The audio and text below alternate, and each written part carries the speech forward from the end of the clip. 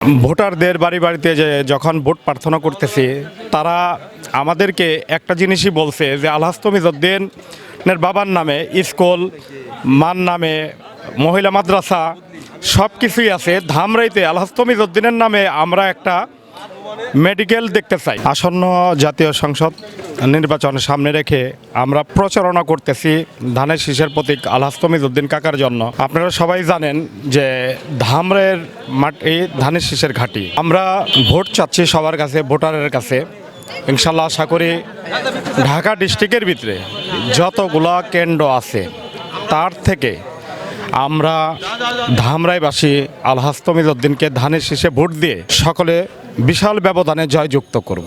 ভোটারদের বাড়ি বাড়িতে যে যখন ভোট প্রার্থনা করতেছি তারা আমাদেরকে একটা জিনিসই বলছে যে আলহাজ তমিজউদ্দিনের বাবার নামে স্কুল, মার নামে মহিলা মাদ্রাসা সব কিছুই আছে। ধামরাইতে আলহাজ তমিজউদ্দিনের নামে আমরা একটা মেডিকেল দেখতে চাই। এইটাই জনগণ আশা করতেছে।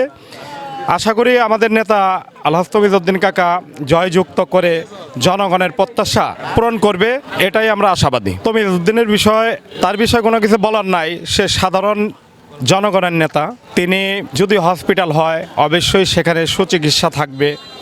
স্কুল দেখেন আফাজউদ্দিন কলেজ যেটা, সেটা ধামরের ভিতরে সবথেকে সেরা কলেজ। পড়াশোনার জন্য যে সুব্যবস্থা করছে, আশা করি মেডিকেল কলেজ এমন মেডিকেল যদি হয় মেডিকেলের সুব্যবস্থা সেভাবেই করবে যে জনগণের যেন হয়রানি না হয়, সাধারণ জনগণ ভালো সেবা পাবে, এটাই আমরা প্রত্যাশা করি।